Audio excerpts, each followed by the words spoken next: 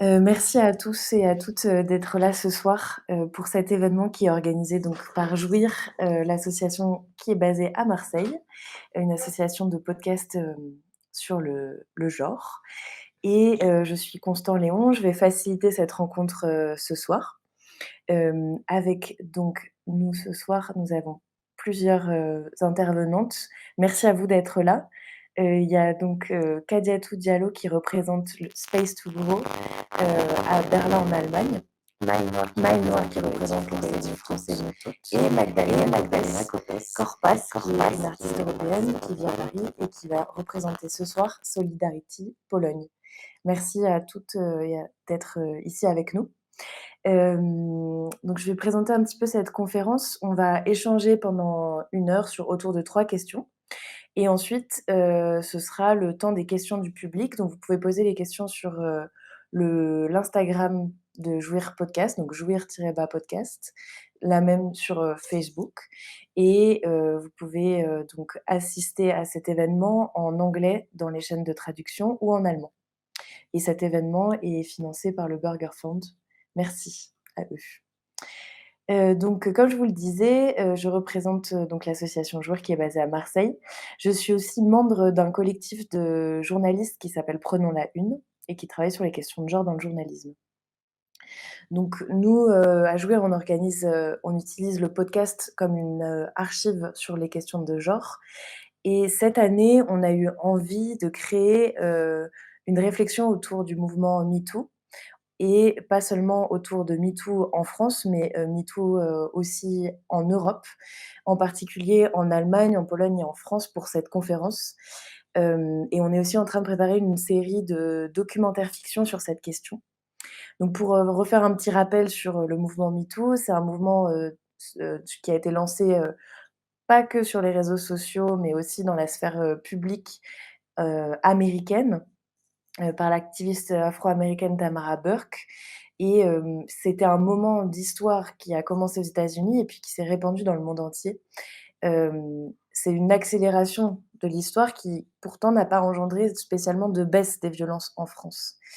Ça a été, donc dans le contexte français, une explosion qui a créé, des discussions collectives, mais pas forcément une pensée politique tout à fait unifiée sur cette question-là. Et ça a été surtout des témoignages qui ont émergé de personnes, disons de l'élite comme, Vanessa Springora qui a écrit, donc un livre sur le consentement, hem, ou encore l'actrice, Adèle Haenel, Camille Kouchner sur les questions d'inceste ou l'actrice Aïssa Maïga, dans le domaine du cinéma. Donc il existe en France, en tout cas, encore un grand décalage entre, ce que la justice considère comme, des victimes et ce que les victimes, demandent à la justice, en fait, par rapport à la réparation des violences sexistes et sexuelles. Donc c'est ces questions-là qu'on va aborder ce soir. Je vais laisser, chacune des participantes se présenter, et je vais reprendre la parole pour représenter un petit peu plus en détail, ce que propose Jouir. Peut-être que, Kadiatou, tu serais partante pour commencer? Présenter. Oui, merci Constant. Je vais présenter, du coup, je vais partager aussi ma présentation un peu. Bonsoir à tous et merci pour l'invitation. Je suis Kadiatou Diallo, coordinatrice du projet Space to Grow à Berlin. Et aussi, dans le projet, je suis conseillère et formatrice également. Alors, Space to Go est un projet par et pour les femmes réfugiées et immigrées sur les questions de santé de la femme, du planning familial, de l'empowerment et de lutte contre les violences domestiques. Alors, Space to Go est partie intégrante de Frauenkreise. Alors, Frauenkreise, c'est un centre féministe qui fête d'ailleurs 30 ans maintenant cette année. Et Frauenkreise est spécialisé dans l'éducation politique, le conseil et les échanges artistiques et culturels. Il a pour focus le féminisme, l'intersectionnalité et avec une approche d'une critique du racisme. et également une approche solidaire. Alors, Space2Go a vu le jour sous, alors c'est né des constats euh, de l'insuffisance d'informations et aussi de l'accès au système, l'insuffisance d'informations, notamment des offres qui existent pour les femmes réfugiées et immigrées à Berlin. Et aussi, on peut aussi considérer que une mauvaise expérience avec les institutions, notamment des expériences jugées discriminatoires aussi. Alors, ce que nous faisons, nous offrons des ateliers et des conseils et en même temps, nous faisons une sorte de pont entre les femmes et, disons, les administrations en servant parfois de traductrice ou en accompagnant ou bien dans le traitement des documents. Et alors, comme je le disais tantôt, le focus, c'est la santé de la reproduction, l'autonomisation, l'autodétermination physique et sexuelle, les violences domestiques. Et aussi, nous orientons vers d'autres structures sociales ou sanitaires. Alors, depuis juillet 2017, depuis juillet 2017, c'est d'ailleurs la création. Donc, nous avons pu faire 225 ateliers et dans les ateliers, nous avons eu pratiquement 1827 femmes. Alors, en général, les ateliers, les conseils se font chez nous dans nos locaux et aussi dans les hébergements collectifs ainsi que dans les écoles de langue. Donc, en général, ça se fait aussi dans les langues maternelles des participantes, c'est-à-dire on a eu à conseiller en arabe, somali, anglais, farsi, allemand, tigrinien, wolof, français, russe, hausa, swahili, pulaar. Et la tranche d'âge varie entre 13 et 70 ans. Donc là, on peut voir aussi des séances de workshop. Et nous faisons aussi des formations continues pour renforcer nos capacités et aussi, en quelque sorte, faire une update de ce qu'il y a de nouveau dans le sillage. Alors, notre vision, c'est que les femmes avec des expériences de réfugiés et de migration doivent devenir des decision makers dans leur famille et dans la société allemande en général. Et du coup, depuis lors, nous avons été nominés, avons reçu quelques prix, notamment le premier prix allemand de l'intégration en 2018. Nous avons également été nominés pour le prix allemand de l'engagement en 2019.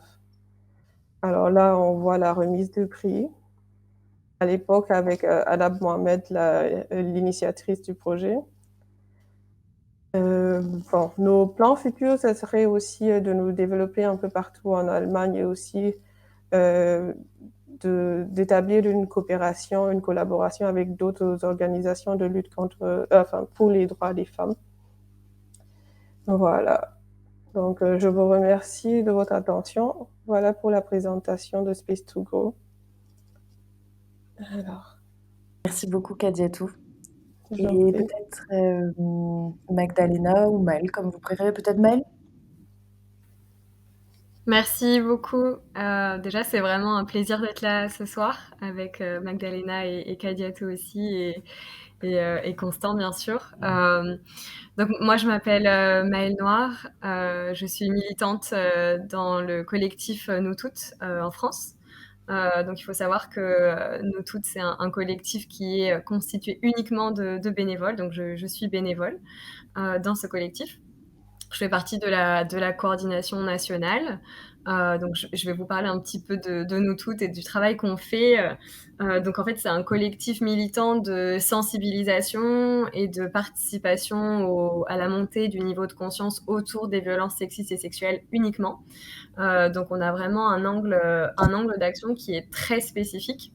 Donc Nous Toutes a été créé en 2018. Donc justement, on est en plein dans le mouvement MeToo et en pleine réaction justement à cette levée du niveau de conscience et à cette comme a dit Constant tout à l'heure, cette explosion de la parole, ou plutôt de l'écoute, autour des violences sexistes et sexuelles, comme contexte de création de nous toutes.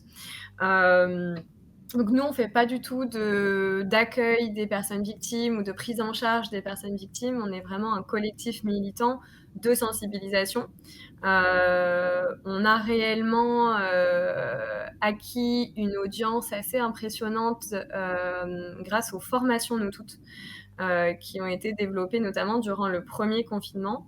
À ce jour, on a formé plus de 110 000 personnes sur les questions des violences sexistes et sexuelles en ligne. Et surtout, Nous Toutes, c'est la grande manifestation contre les violences sexistes et sexuelles qui a lieu tous les ans, le week-end, le samedi précédent la journée internationale de lutte contre les violences. Donc en fait, c'est un événement très important pour nous, à travers lequel on occupe l'espace médiatique pendant plusieurs semaines autour de la question des violences sexistes et sexuelles. Donc voilà, la première marche a eu lieu, donc il y a eu une marche en 2018. En 2019, il y a eu plus de 100 000 personnes dans la rue. Pour 2020, on a fait une mobilisation en ligne avec beaucoup d'intervenants et d'intervenantes, mais on était quand même là en 2020, malgré le confinement. Et donc cette année, en novembre, le 20 novembre, on a mobilisé autour de 80 000 personnes à Paris et au niveau local dans la rue. Donc c'est vraiment la déferlante violette pour mobiliser contre les violences sexistes et sexuelles. Voilà, bon, je pourrais vous parler tout à l'heure des différents leviers que nous mobilisons autour de cette lutte. Mais voilà, pour la présentation de Nous Toutes, c'est peut-être pas aussi élaboré que Kadiatou, mais voilà, hâte d'entendre ce que Magdalena a à nous dire. Bonjour, enchantée. Déjà, je participais à la manif cette année, enfin l'année dernière, donc du coup, voilà. Moi, je représente Diversity, donc c'est une organisation polonaise, l'association polonaise, complètement composée des bénévoles. On se bat contre l'homophobie, racisme et sexisme en Pologne, donc il y a beaucoup de travail à faire. On organise beaucoup de workshops, de panels de discussion, il y a beaucoup d'événements. On organise des conférences. Également, on organise le rencontre avec le chef d'entreprise pour lui donner du coup de main avec, disons, coupage de tous les clichés qui sont toujours dans l'endroit du travail, l'homophobie encore, racisme et le sexisme. On organise également des manifestations. Et cette année, pour la première fois, on va organiser le festival du film LGBT en Pologne, à Gdańsk. Donc, et aussi, je pense que c'est important de mentionner qu'on s'occupe également on crée l'espace du refuge pour des personnes qui se sont stigmatisées dans la société. On essaye de donner les coups de main avec l'aide de psychologues, parce qu'on a de bénévoles psychologues dans l'association, et également les avocats. Donc si jamais il y a quelqu'un qui a qui a des problèmes de nature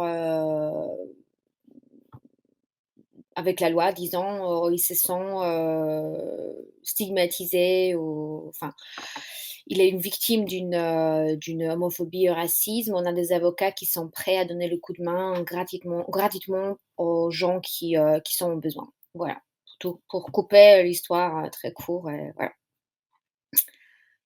Beaucoup Magdalena, mais du coup je reprends un peu sur ce que tu disais Maëlle aussi, en fait pour nous à Jouir ça a été super important d'avoir, cet espace qu'on crée, ce soir.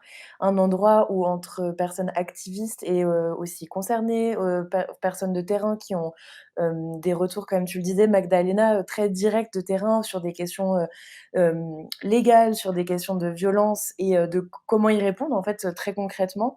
Il y a en fait pas d'espace qui qui, à ma connaissance en tout cas, à notre connaissance, qui existe, entre activistes pour discuter de ça autour des questions de MeToo et d'avoir une petite réflexion sur un bien sûr qu'on peut pas avoir un énorme recul, parce que c'est récent, mais c'est important, je pense, sur ces grands phénomènes de société, de commencer à prendre du recul dès que c'est possible et de ne pas attendre, par exemple, une génération pour le faire. Du coup, je vais juste présenter, Jouir, rapidement.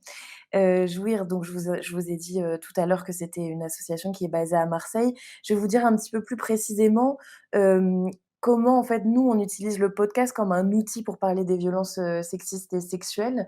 En fait, pour nous, l'idée du podcast, c'est vraiment cette idée que c'est une ressource, hem, c'est un média qui permet une forme d'intimité et c'est aussi un média qui, crée des archives, orales, donc comme un moment d'histoire, en fait, une sociologie du moment, qui permet que les archives que l'on conserve des questions de violences, sexistes et sexuelles ne soient pas que des sources écrites, institutionnelles, mais aussi des archives que tout le monde dont tout le monde peut s'emparer. Tout le monde peut en créer, choisir quelle forme elles auront et comment on pourra les écouter dans le futur et c'est ça qui est important pour nous à Jouir. Donc ces archives-là, elles sont intimes et bien sûr politiques. Hem, on utilise aussi beaucoup, la question de la fiction. Donc on utilise le format de table ronde sur des questions très spécifiques. Donc par exemple, on a fait, une table ronde entre personnes concernées sur les questions de l'inceste. On fait aussi, des formats audio, de création sonore où on mélange l'écrit, mais aussi la création sonore, par exemple sur des questions, de la vie quotidienne, donc entre femmes sur des questions, par exemple, d'alcoolisme ou des choses comme ça. Mais, on va aussi créer on a un cycle, de fiction sonore autour du patriarcat. Et pour nous, c'est important de pouvoir, imaginer en fait des scénarios ou, utopiques ou dystopiques qui se passent, par rapport aux questions du patriarcat, pour que ça reste pas seulement dans le domaine des idées et de la théorie, mais pour qu'on puisse vraiment le sentir avec nos corps. Et l'audio, ça permet vraiment ça parce qu'on va aller enregistrer des sons, on va aller faire des interviews qu'on va peut-être remanier, on va éditer. Il y a quelque chose de très physique en fait avec le son. Ça permet vraiment de donner un côté concret à la révolution, féministe. Hem, voilà pour, Jouir et donc comme je disais en présentation rapidement, on est aussi en train cette année de se préparer une, série de podcasts autour de MeToo, en Allemagne, en France et en Arménie, pour comparer différents contextes et là, c'est pareil, on travaille avec des jeunes qui créent, une fiction sonore sur une thématique autour de MeToo et de là, on fait une enquête en fait, particulière sur une thématique, qui a émergé au moment de MeToo et quel en est le résultat. Donc ça, c'est ce qu'on est en train de préparer. Je vais commencer par vous poser la première question, du coup, qui est, je vais poser peut-être la question pour commencer, à Kadiatou, si c'est possible, qui est, quel a été, pardon, j'avais prévu de commencer par Magdalena, donc je vais rester au plan. Du coup, quel a été, en Pologne, le contexte, de MeToo? Et comment c'est arrivé? Par quels canaux? Et puis quelle forme ça a pris? Heu et dernière question dans cette question qui en contient 3, est-ce qu'il y a eu un mouvement de backlash, donc de retour de bâton après, MeToo en Pologne? Magdalena, je Alors, je vais essayer de faire ça, assez rapidement, même s'il y a le contexte, historique à aborder. Je veux partager également l'écran avec vous parce que je préparais une présentation. Hop, je ne sais pas si vous voyez bien. Oui, je crois que vous voyez bien. Donc, le mouvement du MeToo a commencé en Pologne avec, le théâtre, Bagatella. C'était seulement en 2017, il me semble. C'était le troupe théâtral de femmes qui ont dénoncé, l'abus sexuel de la part de, directeurs du théâtre. Donc ça, il y avait des conséquences, dans les yeux de loi et c'était la première situation public et médial qui s'est mis en place. Avant, oui, bien sûr, avec le pouvoir de l'internet, il y avait beaucoup de porte-parole qui a couru, mais il n'y avait pas vraiment des actions qui ont été prises. Ensuite, il faut mentionner qu'il y a le Centre de droits des femmes en Pologne et ce centre de droits des femmes, c'est, c'est le centre, Women's Rights Center à Varsovie. Donc, c'est le centre, des droits des femmes qui justement, met en avant, la bataille des femmes contre les violences, sexistes et sexuelles. C'est le premier centre qui existe, en Pologne qui aide les femmes dans dans toutes les difficultés, causées par, différentes formes des violences et il était bien reconnu dans les conseils de l'Europe, de la Convention sur la lutte contre la violence à l'égard des femmes et la violence domestique.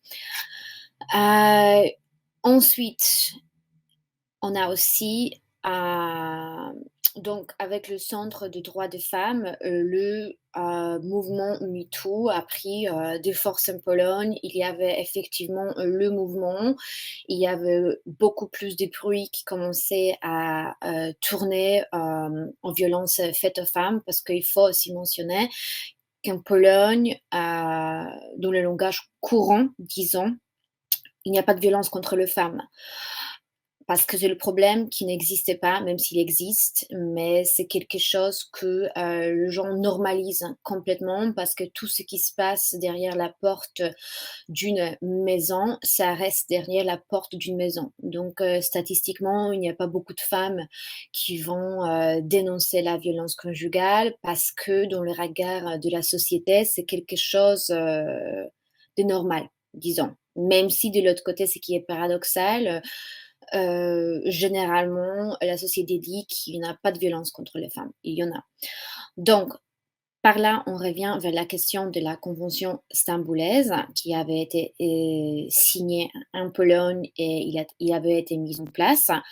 Par contre, suite aux manifestations de MeToo, de droits des femmes, suite à de plus en plus femmes qui ont commencé à dénoncer leur situation, etc., le gouvernement polonais, le vendredi 17 juillet, a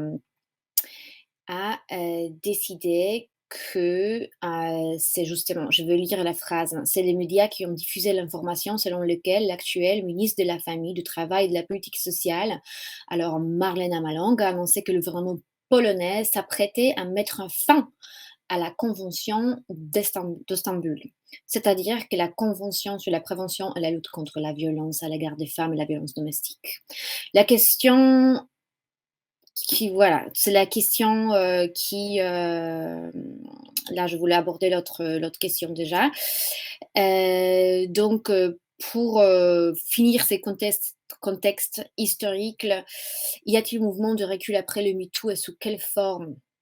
Donc là, justement, je ne sais pas si j'aborde le question clash ou pas encore, hein. Vous me dites, parce que là, je peux continuer. Je ne sais pas si je continue tout de suite ou je laisse la parole à quelqu'un d'autre, hein. Parce que ça, c'était juste le contexte général que je mis. Ce qu'on va faire, c'est qu'on va continuer, les autres contextes et on revient avec le backlash après. Comme ça, c'est plus simple. OK. Est-ce que, du coup, Maëlle, tu veux bien continuer? Oui, tout à fait. Vous m'entendez bien? Oui. Hem, d'accord, donc tu l'as mentionné tout à l'heure, Constant, quand tu parlais du contexte, en France. Donc on a, l'arrivée, de MeToo aussi en 2017 de manière assez importante. On a un tweet d'une journaliste qui s'appelle Sandra Meller, qui est super important, qui a permis en fait de nommer ce mouvement, en France, qui a été traduit, sous la forme «Balance ton porc». Donc le mouvement MeToo en France, c'est le mouvement «Balance ton porc», même si finalement maintenant on parle plutôt de mouvement MeToo que de «Balance ton porc». Et ce tweet, il dit #balance ton porc, toi aussi raconte en donnant le nom et les détails un harcèlement sexuel que tu as connu dans ton boulot, je vous attends. Et donc ça, c'est un tweet super important qui a permis justement de donner un espace, d'expression aux personnes qui ont subi ou qui subissent des, violences de genre ou des violences sexistes et sexuelles. Et donc on a eu, en quelques heures, des dizaines de milliers de témoignages qui ont afflué, sur Twitter notamment.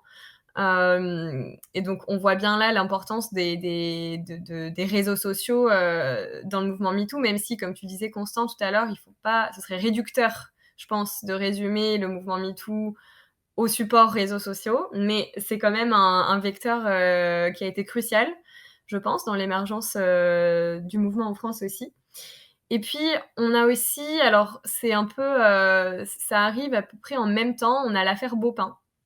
Donc Denis Baupin, c'est un député et un membre du parti, donc un des membres du parti Europe Écologie Les Verts, qui a été accusé par 8 femmes pour donc agression sexuelle et harcèlement sexuel. Et donc là, cette affaire Baupin, c'est crucial aussi dans le mouvement MeToo en France parce que ça va ouvrir une brèche, voire même, ça va commencer à craqueler cette omerta qui persistait et qui persiste de moins en moins autour des violences sexistes et sexuelles, avec un espace politique et médiatique ouvert autour des discussions sur les violences sexistes et sexuelles. Donc en fait, c'est ça, je dirais, l'impact du mouvement MeToo en France, c'est la création de cet espace de parole. Et c'est d'ailleurs comme ça que Nous Toutes a percé finalement au sein de ce mouvement MeToo, avec ce travail de visibilisation des violences. Donc c'est vraiment nommer les violences, dénoncer les agresseurs, dénoncer les actes. C'est ça qui est super important et je pense que si on devait résumer la particularité, une des particularités françaises, ce serait ça, c'est l'appel à nommer, à donner les noms en fait, à balancer les porcs finalement.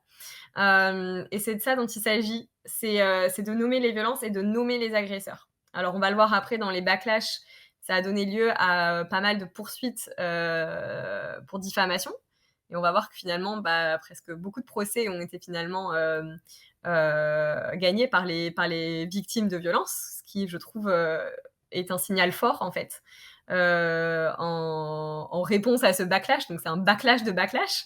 Donc ça, ce serait une des premières spécificités du mouvement français.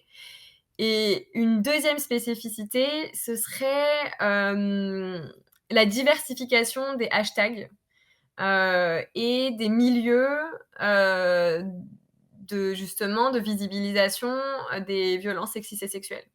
Donc de plus en plus, on a assisté à différents hashtags. Donc par exemple, on a eu le hashtag MeTooMédia, le hashtag MeTooPolitique. On a eu aussi le hashtag MeTooInceste. Et celui-là, il est très important. J'aimerais bien en parler très rapidement. Tu l'as mentionné tout à l'heure, Constant, tu as parlé de Camille Kouchner et son livre qui s'appelle La Familia Grande, qui est sorti en mai 2020, je crois. Donc là, petit trigger warning, qui raconte le viol subi par son frère jumeau de la part de leur beau-père qui s'appelle Olivier Duhamel, qui est une grande figure politique aussi. Et en fait, ce livre a vraiment agi comme un bulldozer dans l'espace public et a permis de mettre ces questions de l'inceste, de la violence faite aux enfants de manière plus large, dans cet espace médiatique, dans cet espace politique. Donc c'est vraiment l'explosion du mur du son en ce qui concerne l'arrivée dans l'espace médiatique. Là, ça a été très rapide et il y a eu des conséquences notamment institutionnelles notables et aussi plutôt rapides, avec par exemple la mise en place, la création de la CIVIS, donc la commission contre l'inceste, et d'autres initiatives qui ont été prises. Donc tout ça pour montrer en fait que MeToo en France, c'est le fait de dire que les violences sont systémiques et qu'elles interviennent partout, tout le temps. Et ça, je pense que je vais beaucoup le répéter ce soir. Et vraiment de parler de tous les milieux dans lesquels les violences sexistes et sexuelles opèrent. Et de toutes les réalités aussi. Donc on parle de plus en plus grilles de lecture, d'analyse intersectionnelle des violences. On aborde les questions des violences faites aux femmes racisées, aux femmes handicapées, aux femmes précaires, aux femmes ou aux membres de la communauté LGBTQIA+, etc. Et donc c'est ça aussi MeToo en France et sans doute ailleurs, mais en parlant du contexte français, c'est le fait de montrer toutes les sphères en fait d'action des violences sexistes et sexuelles, donc nommer les violences. Voilà, je vais laisser la parole à Kadiatou, mais je pourrais parler pendant très longtemps, donc je me reste.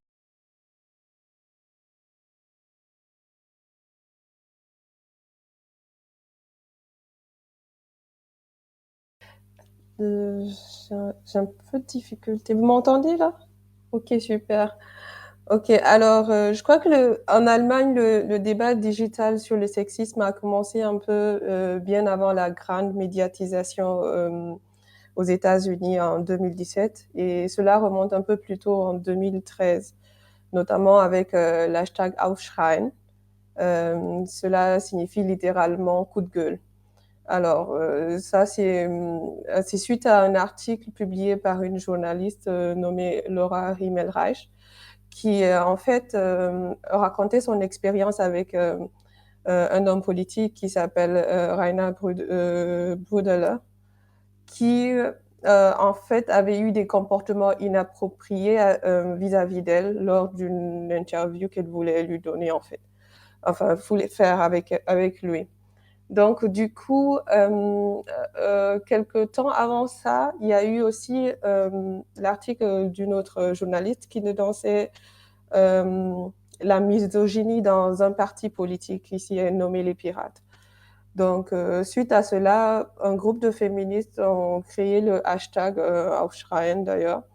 Et c'était vraiment, ça, au bout de, disons, une semaine, l'hashtag a généré pratiquement 57 000 tweets et des commentaires ont défilé. Malheureusement, il y a eu des soutiens, mais il y a eu aussi des détracteurs du mouvement. Et voilà, donc c'est quelques années plus tard aussi, le débat sur les violences sexuelles ont refait fortement surface avec les événements de la Saint-Sylvestre. Enfin, c'est assez connu ici en 2015. C'était en 2015 et ça a coïncidé aussi avec c'était l'arrivée de près d'1 million d'immigrés en Allemagne. Donc, cet événement parlait c'était des accusations portées sur des personnes migrantes, enfin des migrants, sur des violences sexuelles sur un groupe de femmes. Et cela a été vraiment très, très médiatisé. Et malheureusement, cela a conduit à un discours haineux. Donc, cette médiatisation a en fait conduit à une instrumentalisation, disons, du débat. Et systématiquement, alors, le patriarcat, les violences sexuelles, l'incontrôlé sexuel est allé directement sur les migrants, donc les personnes immigrées. Donc, du coup, l'homme cis-blanc a retrouvé son image de soi et voilà quoi. Donc là, il faut s'occuper des immigrés.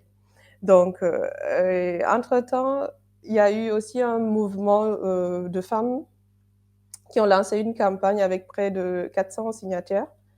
Donc, cette campagne nommée Ausnahmslos, qui signifie littéralement sans exception. Dans cette campagne, les femmes réclamaient un traitement similaire pour tout le monde, c'est-à-dire qu'il fallait se concentrer sur la lutte contre les violences sexuelles et sexistes et sans faire d'exception particulière. Donc, historiquement, c'est un peu ça. Et bon, je crois que maintenant, après ça, après le mouvement aux États-Unis, bien sûr, ça a créé aussi un retour du mouvement MeToo dans la scène internationale et aussi en Allemagne. Alors, contrairement aux États-Unis, il n'y a pas eu cette médiatisation dans le sens où plusieurs noms sont tombés et plusieurs personnes aussi ont parlé. Il y a eu quelques noms. Il y a eu, par exemple, le cas de Julian Reichel, qui est le rédacteur en chef d'un grand magazine ici. Et alors, il a été condamné d'ailleurs en 2021. Et il y a eu aussi le cas de Klaus Dor, qui est en fait le directeur de la Volksbühne, enfin une scène artistique en fait. Donc voilà en fait quelques noms, mais en fait on peut dire que le mouvement a été plus focalisé sur les victimes, dans le sens où les victimes ont eu un espace de parole. Elles ont pu se connecter entre elles et vraiment sentir ce MeToo et aller vers une guérison collective. Et bien entendu, il faut que des noms tombent, c'est aussi essentiel, c'est important. Mais ça a été surtout, disons, ça a été salutaire pour les victimes, enfin les survivants. Donc voilà, et en termes de retour de bâton, je ne sais pas si on en parle maintenant ou... Oui. Donc le mouvement s'est beaucoup enraciné dans le rap. Donc, il y a eu le mouvement Deutschland, enfin, un hashtag Deutschland Rap MeToo. Alors là, c'est une influenceuse qui dénonce, enfin, une agression qu'elle a subie par rapport à un rappeur. Et du coup, après, ça a déclenché une avalanche de réactions. Et beaucoup, beaucoup, beaucoup de jeunes femmes se sont aussi retrouvées dans ça. Elles ont témoigné. Et plus tard, après, il y a eu une page Instagram qui s'est créée. Et sur cette page, les victimes peuvent partager leur expérience, raconter ce qu'elles ont vécu et aussi se connecter entre elles. Et le collectif les permet aussi de se mettre en rapport avec des avocats et personnel soignant aussi. Donc, c'est assez intéressant. Malheureusement, elles ont subi beaucoup de... elles ont été tentées, elles ont eu un grand blocage par rapport à... beaucoup de gens ont tenté de casser leur élan. Elles ont subi des intimidations, des violences. Voilà, donc en gros, c'est ça par rapport à l'Allemagne. Je trouve ça vraiment intéressant par rapport à cette présentation Kadiatou parce que sur c'est l'enchaînement en fait qu'il y a eu par rapport à MeToo et qui est tout à fait spécifique à l'Allemagne, qui a été très différent en France et qui l'a été aussi, comme l'a montré Magdalena, très différent en Pologne. Moi, ce qui m'a vachement marquée et là, ce qui m'intéressait aussi à travers de cette conférence, là, plutôt avec ma casquette de journaliste, c'est une anecdote que je voudrais vous raconter avant de vous passer la parole sur, le retour de bâton, en France et en Pologne.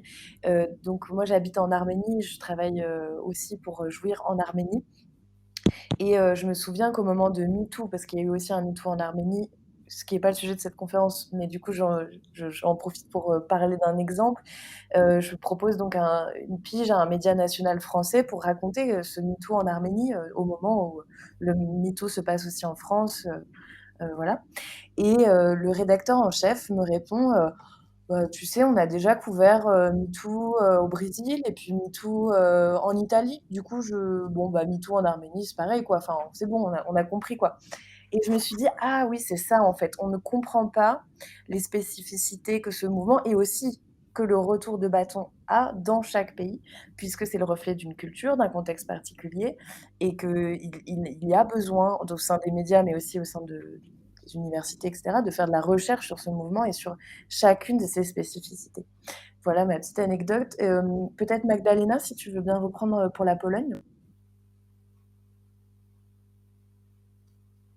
Vous m'entendez? Oui.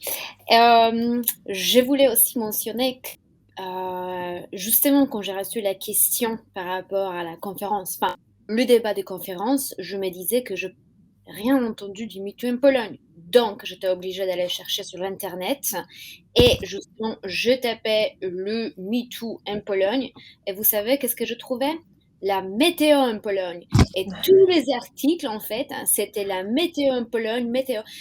J'étais obligée d'aller jusqu'à 6e ou 7e page pour enfin pouvoir trouver des articles sur MeToo en Pologne. Donc, on voit un peu le contexte, hein. Après aussi, je demandais, quelques personnes, par rapport à qu'est-ce qu'elles en pensent, parce qu'elle était là, présente sur place, comme il y avait l'explosion médiatisée des MeToo. Donc entre autres, je vais partager l'écran, je les partage ici. Donc entre autres, je parlais avec, Maja Klemp, qui est une autrice polonaise, engagée, féministe, et et du coup, il y avait le que, à son avis, c'était la capacité de charge de cette action qui était paradoxalement son facteur destructeur. Parce que, et apparemment, il y avait beaucoup de femmes qui se sont retournées contre ces mouvements en Pologne parce que comme le problème avait été invisible, il y avait pas de problème. Donc du coup, tout le monde gérait des choses à son propre compte. Dans la plupart des cas, c'était mal géré, bien évidemment, beaucoup de morts, malheureusement. Mais en fait, pour, le pourcentage assez grand de femmes en Pologne, c'était quelque chose qu'il fallait pas mettre, en avant. Ce qui est vraiment dommage parce que c'était un des backlash négatifs, de mouvement MeToo à la place de retrouver de la force, de réunion, entre 2 femmes, les femmes, sociologiquement, commençaient à être encore plus séparées. Mais bon, ça, c'est encore un autre débat. En revenant pas, vers les backlash, il y en avait, bien évidemment, enfin, pas bien évidemment, mais malheureusement, c'était le backlash, négatif, bah, justement, quand je parlais avant de la convention, stambulaise. Donc, la Pologne est en train de, mettre fin à la convention, d'Istanbul. Ça veut dire qu'il n'y aura plus de conséquences, dans les yeux de loi contre les violences, faites aux femmes, violences sexistes et sexuelles contre des femmes. Et la surprise, j'étais en Pologne en 2019. J'y vais dans une petite, supermarché pour acheter du pain et je me retrouve devant, cette couverture, d'une magazine très populaire qui s'appelle Le Monde de séries télé et là, vous pouvez voir les titres en polonais. Attention parce que ça va être révoltant. Le titre dit: «Lilka va être violée et comment Mateusz va réagir». Et comme on peut voir, il y a une petite fille en disant, enfin 14 ans, 15 ans, un petit garçon, tout content, à l'idée du viol qui va bientôt arriver. C'est choquant, c'est dégoûtant, c'est arrivé en décembre 2019, donc on est presque en, 2020. Donc je pense, pas qu'il y a encore, quelque chose que je peux ajouter par rapport à la situation de MeToo en Pologne qui est dramatique, qui est horrible, qui est presque inexistante, que, comment je ne sais même pas le mot à décrire la grande déception, de gens qui habitent sur place, enfin, qu'il n'y a rien qui change. Au contraire, à la place de voir, le côté, positif, voir le progrès, le backlash, c'était, le retour encore, dans des années, en arrière. Voilà. Avec cette note négative, je vais finir, à répondre à cette question. Je laisse la parole. Merci beaucoup Magdalena. Est-ce que, du coup, Maëlle, tu veux bien prendre la suite pour la France, pour le retour de bateau en Oui, France? oui, tout à fait. Je voudrais revenir aussi sur ce que tu as dit, Constant. Je pense sur ton anecdote, ça m'a fait penser au fait que je pense il y a cette idée reçue selon laquelle le mouvement MeToo, c'est un mouvement international, homogène, de sororité, comme si toutes les femmes vivaient les mêmes situations, dans les mêmes contextes, suivant leur position sociale, alors que c'est totalement faux. Et c'est pour ça que ce genre d'événement, je pense, est déterminant justement dans l'étude de ce mouvement-là. Et donc en France, en réfléchissant à cette question, j'ai identifié 3 types de backlash différents. Encore une fois, c'est un peu schématique et je vais essayer d'être la plus heu, concise possible. Je pense que la première, et Kadiatou, tu en as un petit peu parlé pour l'Allemagne aussi, ça va être l'émergence ou la réémergence d'un mouvement conservateur, ultra conservateur d'extrême droite. Donc ça va être, je pense qu'un backlash qui va être immédiat. Un mouvement qui est largement soutenu, notamment voilà, au niveau politique médiatique, et aussi lourdement financé. Donc ça, c'est hyper important d'avoir ça en tête, notamment, voilà, si on regarde les actualités en France aujourd'hui, on a quand même la spécificité d'avoir 2 candidats d'extrême droite aux élections présidentielles, dont un qui est ouvertement misogyne, raciste, LGBTQIA+ phobe, et qui a écrit un bouquin qui s'appelle Le Premier Sexe, et qui est lui-même accusé d'agression sexuelle, et c'est un candidat à l'élection présidentielle. Donc ça va être, je pense, un des premiers backlash, avec vraiment le pays qui assiste à la radicalisation et à la formation d'alliances, de mouvements d'extrême droite, ou de ralliement en fait vers ces mouvements d'extrême droite, notamment après ou en conséquence de la manif pour tous, donc au moment de des manifestations pour et contre le mariage gay, le mariage homosexuel. Donc on a vraiment ça comme premier backlash, qui est une immédiate réaction à MeToo. Ensuite, je dirais qu'on a, et là c'est un petit peu plus compliqué à expliquer, je dirais, tout ce qui s'est passé autour d'une tendance qui s'appelle, ou d'un mouvement qui s'appelle le printemps républicain. Le printemps républicain, qui est un mouvement politique qui a été formé en 2016, donc vous voyez que c'est à peu près concomitant, pour donc lutter contre l'extrême droite et l'islamisme politique. Et donc c'est un mouvement qui va dénoncer, donc là je regarde, je cite, hein, donc les islamo-gauchistes, un nouvel antiracisme communautariste et un féminisme engagé à l'intersection des différentes luttes. Donc là, on voit que c'est très chargé aussi politiquement, donc c'est un petit peu l'opposition entre l'universalisme, le féminisme, ou l'universalisme en général comme mouvement, et notamment l'intersectionnalité, qui va donc justement, cette tendance printemps républicain qui va un petit peu s'engouffrer dans la brèche, et profiter justement de cette occasion pour pour émettre des critiques très virulentes contre des concepts qui ont été renforcés, je pense, par le mouvement MeToo, comme l'intersectionnalité, justement, j'en parlais.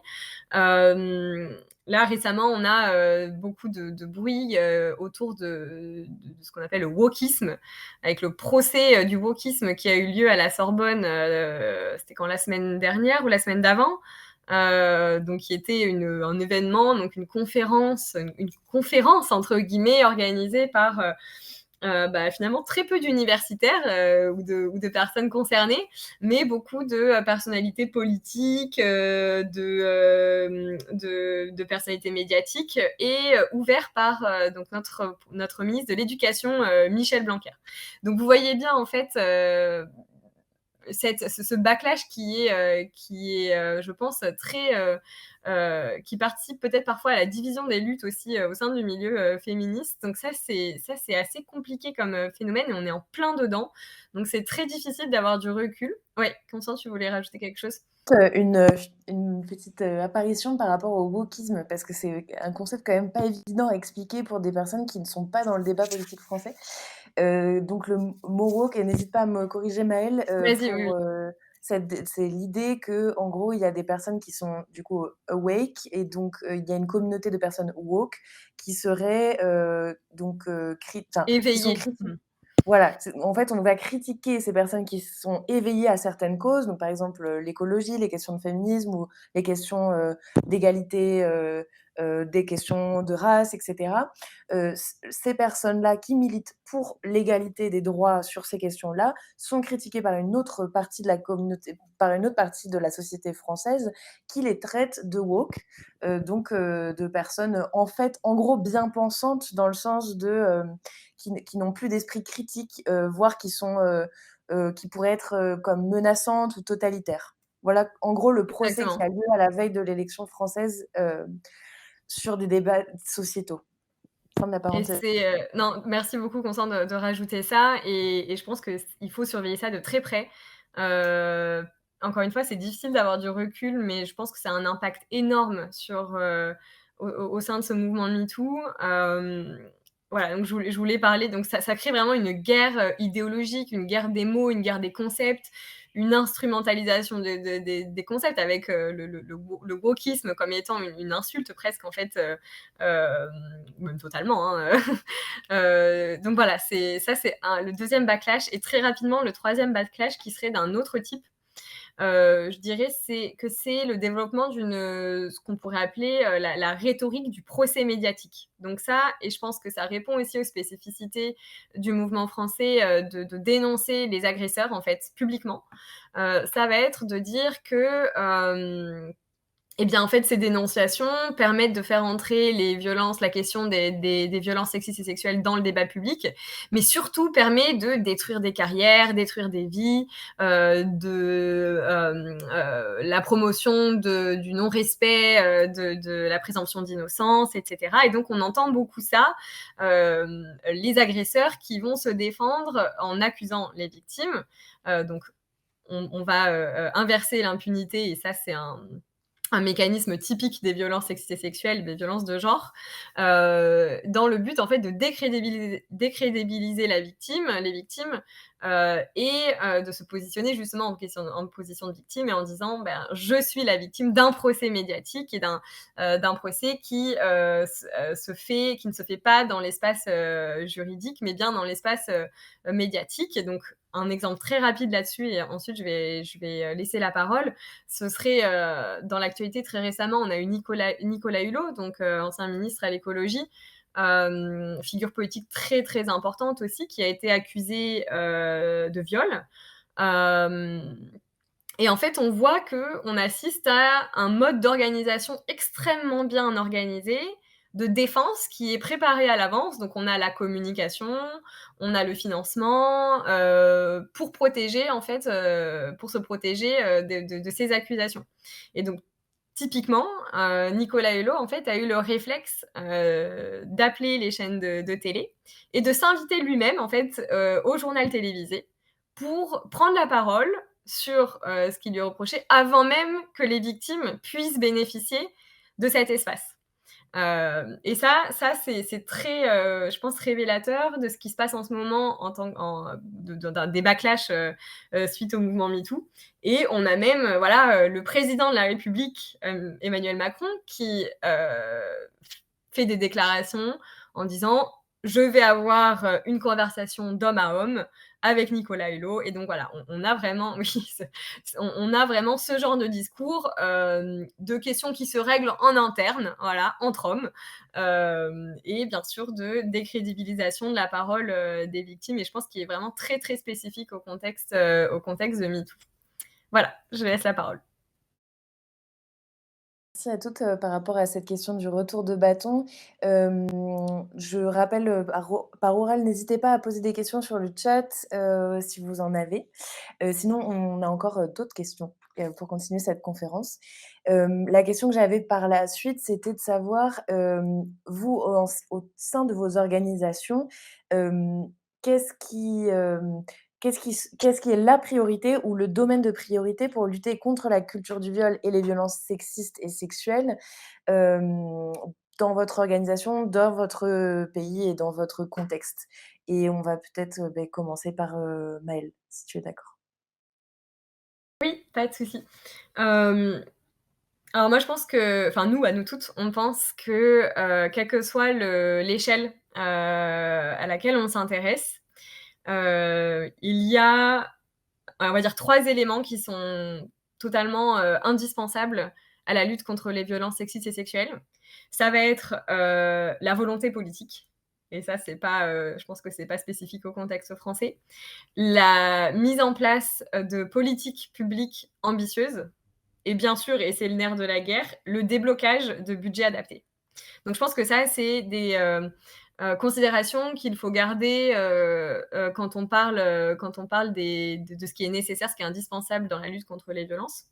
Et après, on pense qu'il y a plusieurs, leviers à mobiliser. Donc tout en gardant ça, en cadre, en fait. Et encore une fois, c'est justement, Magdalena, tu parlais de la convention d'Istanbul. Et si justement on garde l'organisation de la convention d'Istanbul qui est organisée autour de 4 grands piliers, en fait, tout simplement, il suffit de suivre la recette de cuisine. Donc on va commencer par parler de prévention. Nous, avec nous toutes, on demande la mise en place de, campagnes d'envergure autour de campagnes de prévention autour des violences sexistes et sexuelles. Donc, on milite depuis très longtemps, pour la mise en place d'un brevet de la non-violence. Donc un peu comme, les campagnes qui ont lieu autour de la question de la sécurité routière.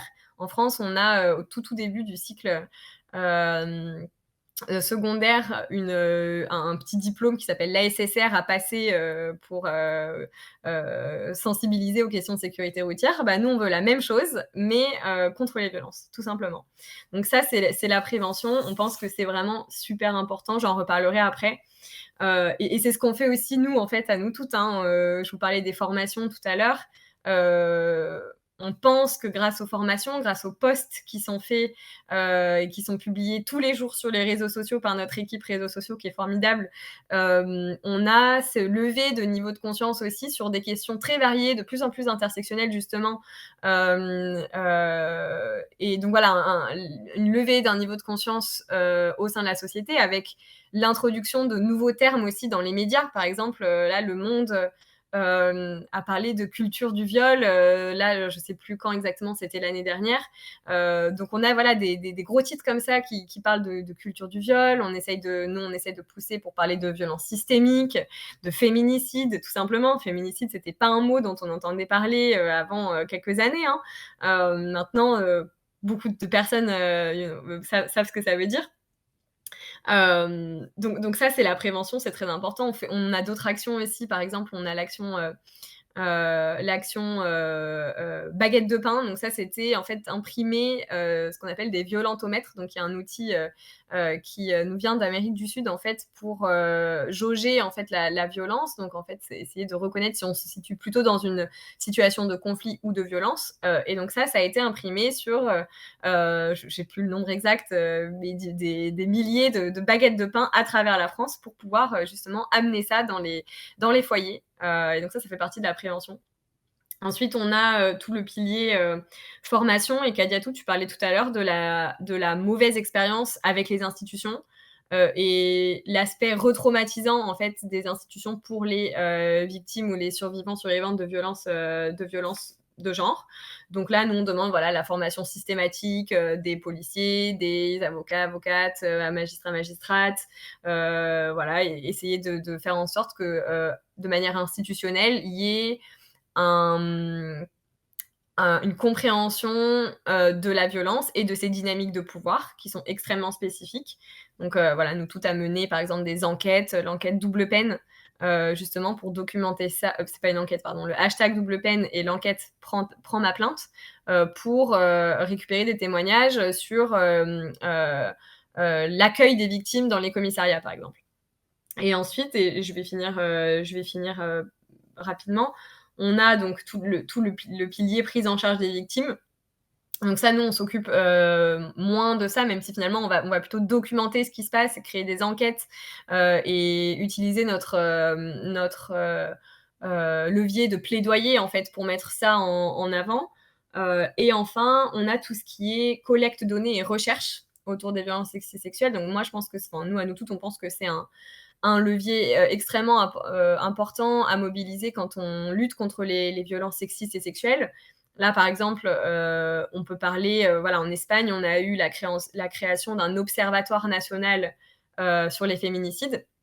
Donc, en fait, qui est un outil institutionnel de décompte des féminicides avec une typologie extrêmement rigoureuse.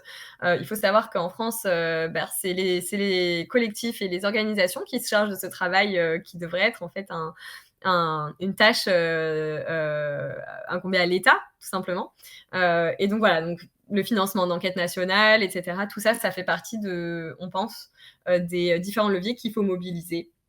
Et voilà, nous on fait ça, on visibilise aussi beaucoup grâce à la manifestation dont je vous ai parlé. Ça, c'est vraiment la grosse identité de nous toutes. Donc la formation, les réseaux sociaux, la manifestation, les réseaux sociaux et les formations, entre autres. Et après, toutes les actions de terrain qu'on fait tout au long de l'année pour vraiment continuer de toujours visibiliser et toujours montrer qu'on est là, notamment dans les médias. On essaie de beaucoup être présente et présent dans l'espace médiatique. Voilà, j'espère que ça a répondu à la question.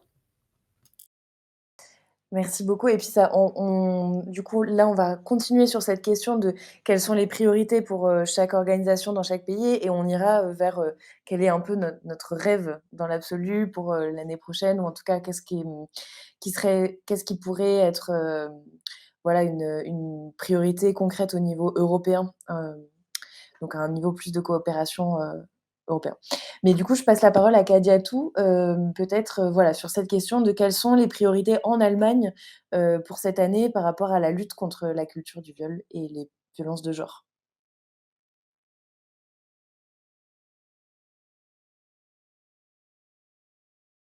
Maëlle a souligné quelque chose de très important tout à l'heure, et il s'agit notamment de l'éveil des consciences. Et je pense que si nous devons être d'accord sur quelque chose, c'est surtout qu'aujourd'hui, avec le MeToo et tous ces mouvements, il y a aussi un éveil de conscience sur ce qui est verbalement, comportementalement incorrect surtout. Et aussi, pour beaucoup de femmes et jeunes filles ou des enfants aussi, il y a aussi cet éveil de ce qui n'est pas accepté. Donc, en général, dans la culture du viol, ça, c'est en fait un important levier. Nous, par exemple, dans notre organisation, nous faisons un travail sur les communautés avec lesquelles nous travaillons, mais aussi sur la population majoritaire. Par exemple, avec les communautés, nous offrons des conseils et accompagnement psychosocial. Nous essayons d'accompagner les femmes dans un chemin de vie sans violence. Donc, nous les informons sur leurs droits en tant que femmes, nous les informons sur les offres et aides auxquelles elles peuvent candidater, par exemple, et aussi les soins médicaux qu'elles peuvent obtenir. Donc, nous faisons aussi une communication avec les autorités, notamment la police, quand il s'agit de faire des dépositions, quelque chose comme ça, nous les accompagnons. Donc, c'est un peu ça, mais aussi à travers nos ateliers qui sont un peu une sorte de safe zone où les femmes échangent sur les violences qu'elles ont vécues et même à part ça, sur différents thèmes. C'est un peu un espace où les femmes, elles se retrouvent, elles peuvent parler en toute liberté de ce qu'elles ont vécu et aussi entre elles, elles échangent des stratégies de guérison. Et là, il y en a beaucoup qui puisent de la force pour aller de l'avant. Et ça, c'est très important. Et ça ouvre aussi une réflexion à une déconstruction des stéréotypes. Alors, des stéréotypes basés sur le genre, des stéréotypes basés sur la race, des stéréotypes basés sur les capacités. Donc, tout ça, c'est un peu une sorte de guérison et aussi ça permet de briser le cycle pour les nouvelles générations parce que quand quelqu'un guérit, il y a beaucoup de chances aussi. Bon, quand je dis guérir, je veux parler de survivre des violences. Donc, quand quelqu'un guérit, elle a plus de chances aussi de trouver un moyen de briser le cycle avec les générations futures, notamment ses enfants. Donc, à part cela, parallèlement et surtout avec Frauenkreis qui est partie, enfin, dont nous sommes partie intégrante aussi, nous faisons des expositions, nous faisons des talks où nous donnons un visage aux victimes. Nous invitons des activistes, des politiciens de tous bords et nous discutons aussi sur ces thématiques. En fait, nous faisons une critique intersectionnelle et voilà, on essaye d'éveiller les consciences sur les différentes formes d'oppression, comment elles sont interconnectées et aussi quel rôle en tant que personne on joue dans ça, même en étant inactif. Puisque en étant inactif, c'est déjà un rôle qu'on joue. Et là aussi, il faut éveiller les consciences sur ce type de problème. Donc, la tendance MeToo omet souvent de présenter de façon adéquate l'origine du hashtag qui a notamment été créé par Tarana Burke, qui est une activiste noire. Et lorsqu'elle a créé ce hashtag, elle n'a pas pensé seulement aux femmes cis blanches, mais à toutes les personnes qui subissent des oppressions, y compris les enfants et les adolescents. Et à l'époque, il faut rappeler qu'elle travaillait avec des communautés noires. Donc, ce qui est vraiment dommage, c'est que cette caractéristique spécifique aux personnes racisées est souvent ignorée, puisque la vulnérabilité, elle est beaucoup plus accrue du fait des autres formes de discrimination que ces personnes subissent. Donc, à part ça aussi, quand on prend, par exemple, le cas des femmes réfugiées, puisque concrètement, on travaille avec elles, par exemple, elles ont des titres de séjour précaires. Donc, cela les préoccupe tellement puisqu'elles vivent sous une menace permanente d'une expulsion. Donc, les violences sexuelles alors, les sexistes qu'elles subissent ne sont pas forcément au premier rang pour elles. Donc, je pense que les organisations, les offres doivent aussi prendre en considération ce type d'aspect. Et même par rapport, par exemple, à la police, c'est pas facile pour une femme racisée, enfin, qui a déjà des difficultés avec son titre de séjour pour aller voir la police parce que du coup, c'est en fait l'autorité chargée de les expulser. Donc, comment elles vont aller se livrer? Donc, il faut faire un travail sur ça. Et Magdalena a parlé aussi de la Convention d'Istanbul. En principe, la Convention d'Istanbul devrait protéger ces femmes, puisque dans la Convention d'Istanbul, il y est aussi décrit que la race, le sexe, les orientations, il y a beaucoup de choses qui ne doivent pas jouer en compte. Elle est non discriminatoire. Et encore mieux, les origines, le fait d'être ressortissant dans notre pays ne change pas quelque chose. En principe, il faut être protégé. Mais malheureusement, dans les faits, ce n'est pas le cas. Donc, je pense que je vais réserver la suite pour la prochaine question. Mais en gros, c'est-à-dire qu'on ne peut pas parler de violence sexuelle sans parler de violence raciale parce que elles sont interconnectées et elles puisent toutes les deux leurs racines dans les préjugés et dans la discrimination.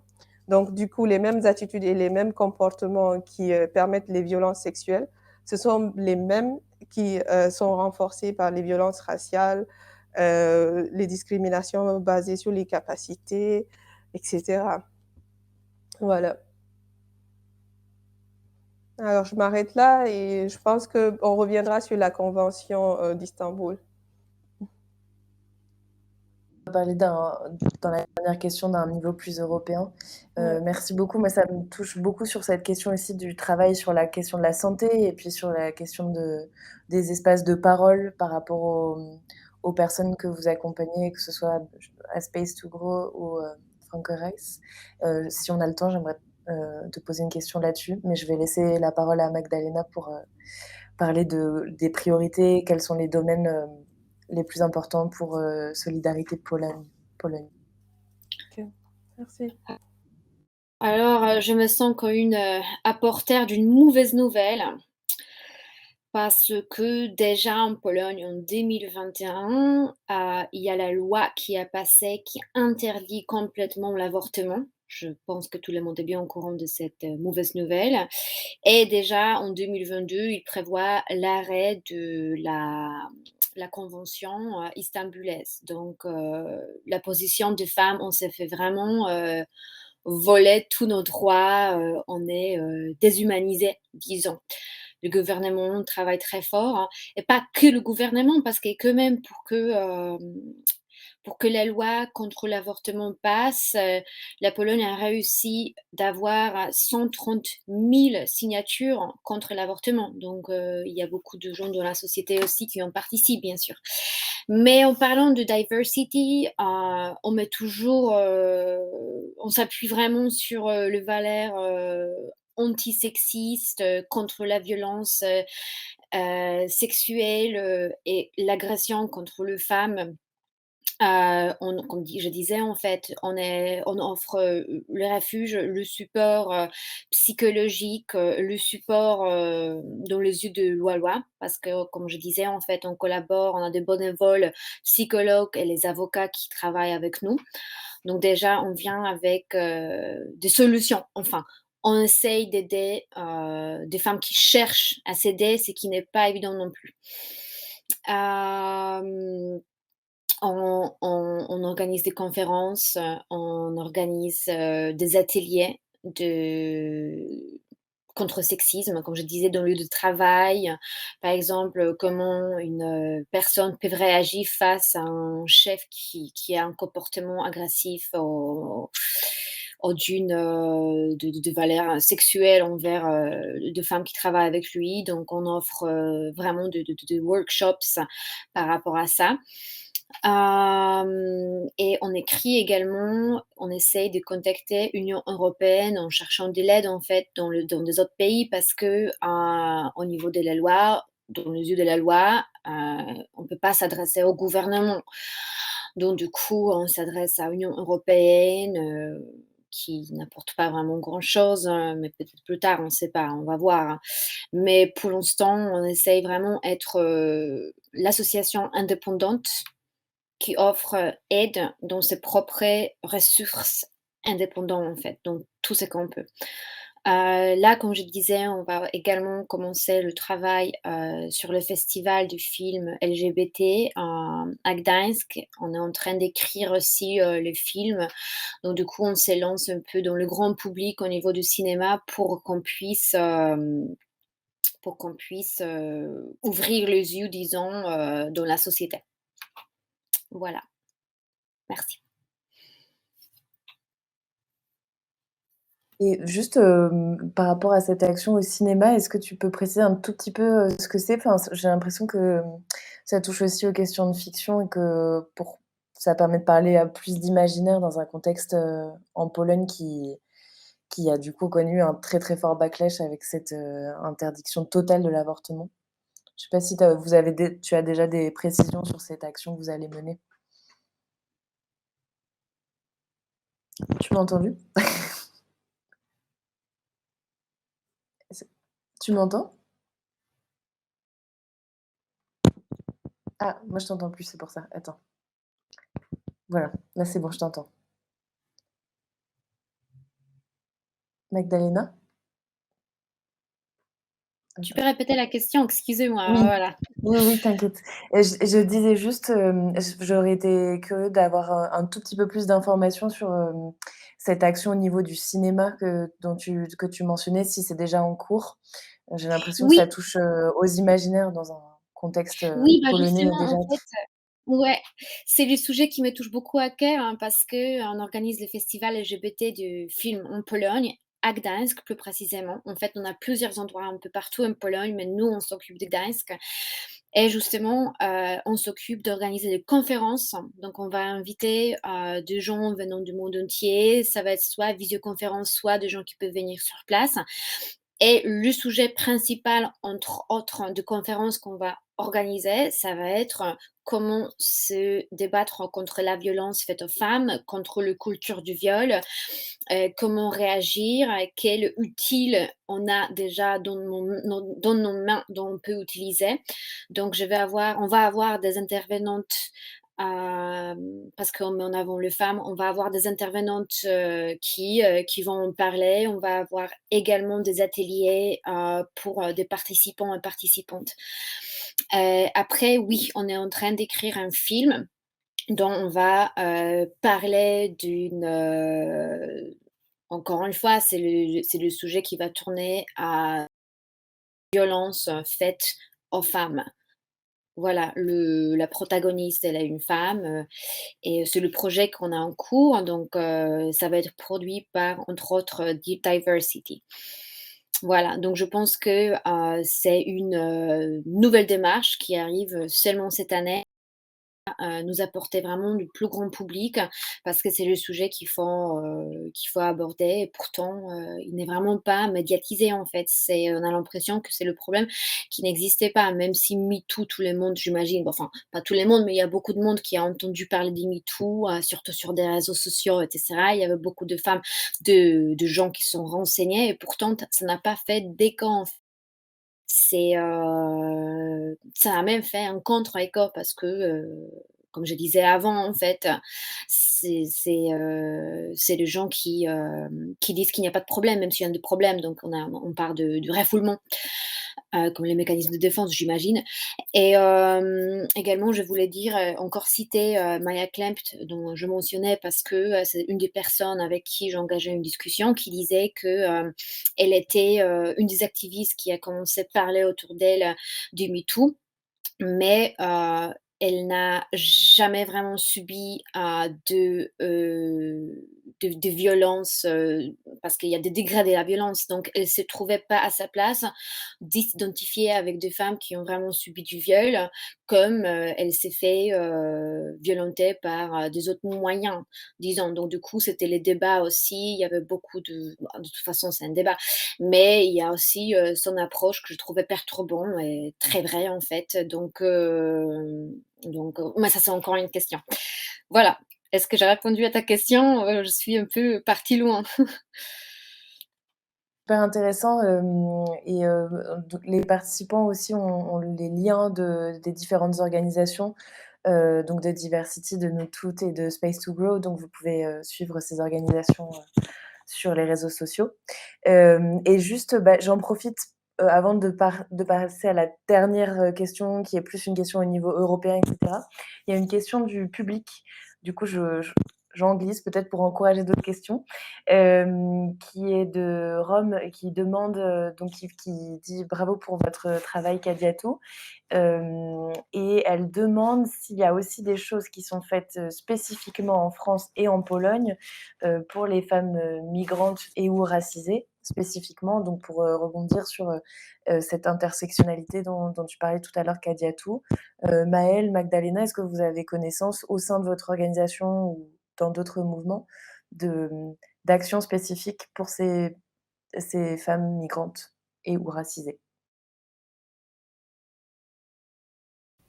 Alors, si je peux prendre la parole, au sein de notre collectif, c'est vrai qu'on a un collectif qui est souvent qualifié de mainstream, hem, mais en France, il y a beaucoup d'associations, de collectifs militants notamment, qui sont intéressés par ces questions-là en particulier, et je pense que Kadiatou l'a extrêmement bien expliqué. En fait, il peut pas y avoir de féminisme sans antiracisme, et c'est hyper important, en fait, que ces valeurs-là soient omniprésentes, en fait, dans notre féminisme, et notre pratique militante aussi, dans le cadre du coup des organisations qui sont plus militantes. Hem, je sais qu'il y a certaines associations qui sont très intéressantes, comme l'ALAB en France, par exemple. La donc je vous invite vraiment à aller voir leur travail, donc une association intersectionnelle et antiraciste qui travaille notamment avec des femmes musulmanes, et elles font énormément de choses. Elles font beaucoup de publications aussi, de recherches. Donc voilà, c'est le collectif qui me vient en tête. Après, il y a d'autres militantes aussi, notamment sur les réseaux sociaux. Je pense à Kiemis, par exemple, qui fait du super travail. Donc voilà, il y a du travail qui est fait là-dessus. Maintenant, au niveau de la prise en charge des femmes victimes, ce que fait beaucoup Kadiatou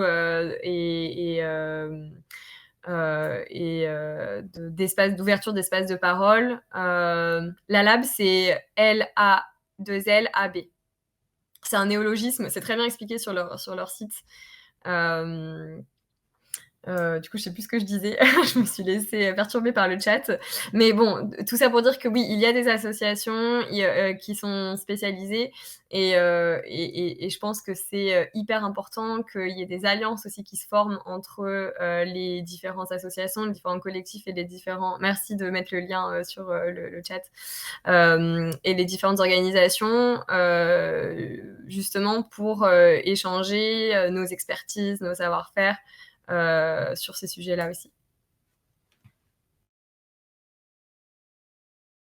Je ne sais pas s'il y avait, tu pensais à des associations, des mouvements en Pologne, si ça t'était venu, par rapport à des femmes migrantes et ou racisées.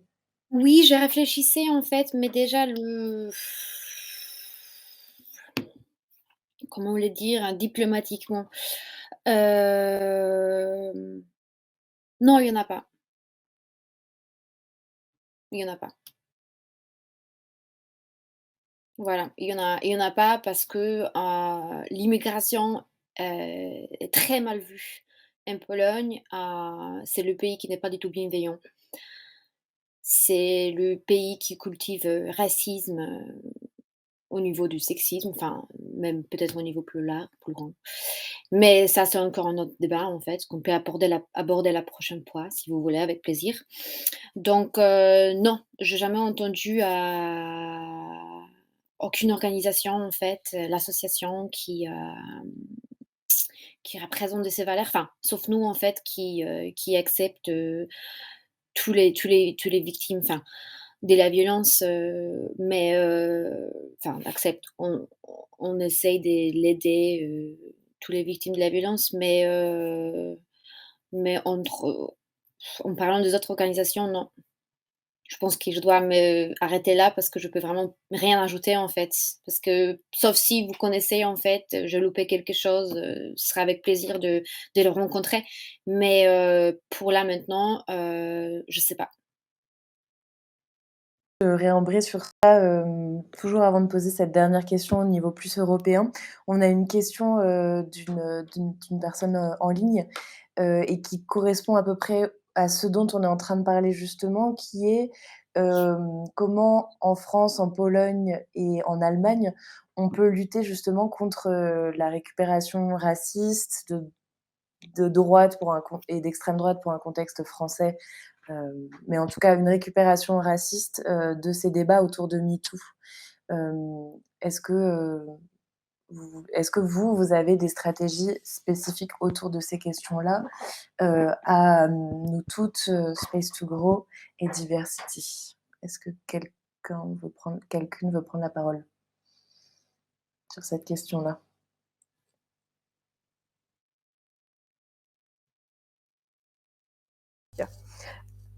Je voudrais bien dire quelque chose. Voilà. Donc, je pense que pour éviter les récupérations ou bon, est-ce qu'on peut concrètement les éviter? C'est là la question. Mais je dirais aussi, peut-être qu'il faut donner un visage aux victimes. C'est-à-dire que l'on sache aussi que ça existe déjà et voilà des faits palpables, c'est très important. Et aussi, on devrait, je sais pas, alors ça m'a échappé tout à l'heure, mais je dirais déjà donner un visage aux victimes. Et en plus de cela, par rapport enfin, aux théories d'extrême droite et tout, il faudra aussi balancer les porcs, comme on le dit en France. Il faut vraiment donner aussi des visages aux agresseurs.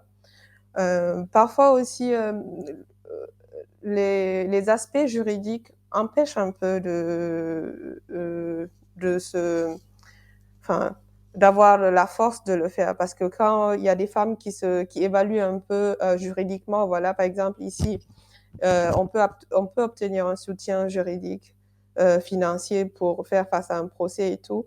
Mais après le procès, quelques années plus tard, après 2 ans, 3 ans, on doit rembourser ces frais-là. Et je pense que ça, c'est des aspects qui n'encouragent pas forcément à se lancer dans ce genre de bataille. Et donc, pour ça, il va falloir aussi créer des fonds un peu pour financer ces démarches-là, afin que les victimes sentent qu'elles ont beaucoup de force pour aller vers ce genre de combat.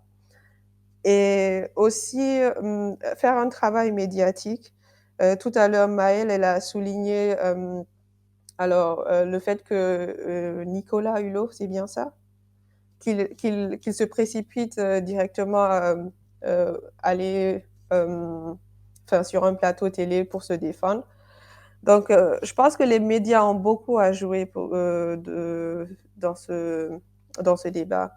Ils, euh, il doit y avoir une certaine conscience, et aussi par rapport à la présomption d'innocence, c'est un bon thème. C'est bien beau, mais dans ce cas, il faut aller sur une base où on croit ce que disent les victimes, on croit ce que dit la personne. C'est la bonne base sur laquelle il faut aller déjà.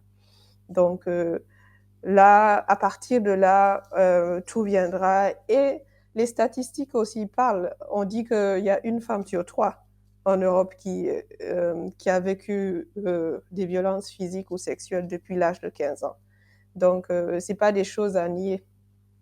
Voilà, je m'arrête là.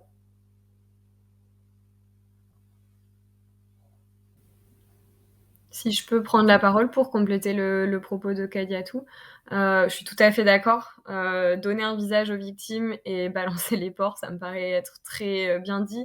Je pense qu'aussi, on a peut-être cette responsabilité en tant qu'organisation, collectif, association féministe, de faire front en fait. D'avoir cette adelphité, cette sororité, cette solidarité, et de montrer en fait qu'on est une vague et qu'on va pas s'arrêter et qu'on est plus fort et plus forte que l'extrême droite ou que le racisme ou que le fascisme. Et je pense que c'est très important, et du coup peut-être ça anticipe un peu la réponse à la question sur l'échelle plus européenne, mais vraiment de s'unir et voilà, je dirais de faire front, de travailler ensemble contre les différents ennemis communs qui sont les différents systèmes de pouvoir qui opèrent dans les violences sexistes et sexuelles. Donc, par exemple, le sexisme, le patriarcat, mais aussi le racisme, le validisme, le classisme, l'agisme, etc., etc. Et donc, je pense que c'est hyper important de garder ça en tête et garder en tête justement le fait que voilà, c'est ça, ce sont ça les ennemis communs. Et c'est comme ça qu'on va lutter contre la droite, l'extrême droite, les mouvements fascistes et racistes en faisant front. Moi, je suis tout à fait d'accord avec vous, donc je rejoigne tout ce que vous avez dit. J'ajouterais aussi l'éducation de tout le monde, en fait, du nouveau ordre, en fait, qui se met en place parce que c'est important, en fait, d'éduquer les gens. Voilà. Donc, la question qu'on vient d'aborder, sur aussi les questions de MeToo pour les personnes migrantes. Dans le chat, on a Romane qui a ajouté qu'il y avait l'association, le collectif Habitat et Citoyenneté à Nice. Danuta de Diversity Poland a aussi rajouté que le Centrum Pro Kobiet et baba.org, donc travail contre ce type de violence en Pologne. Je le rajoute parce que cet événement est enregistré, ça permet aux personnes de retrouver ces ressources. Donc je vais passer à la dernière question qui permet un travail, qui est plus une question au niveau global européen de collaboration. Et c'est du coup Kadiatou, si tu veux bien y répondre en 1re. Qu'est-ce qui reste concrètement à changer au niveau européen, hem, dans le domaine des violences sexistes et sexuelles? On l'a un petit peu abordé à l'instant, mais est-ce que pour toi, il y a, une priorité peut-être en particulier qui a plus de chances d'aboutir aussi au niveau, européen?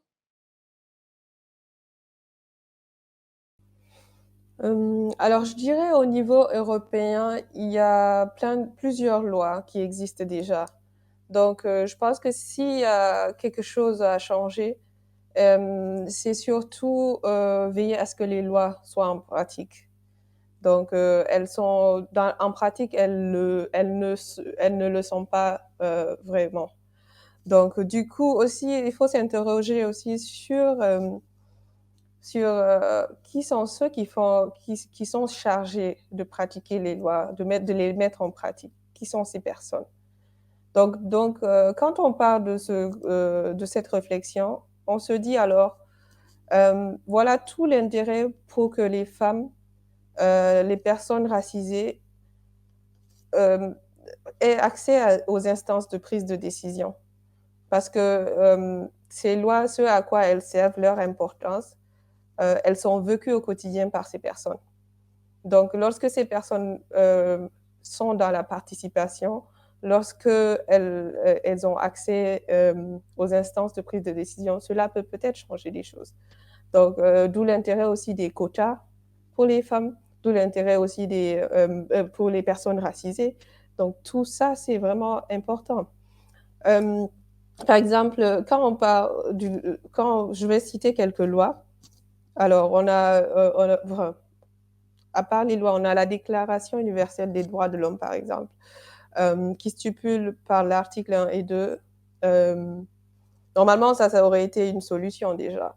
Donc, notamment, tous les êtres humains naissent libres et égaux en dignité et en droit.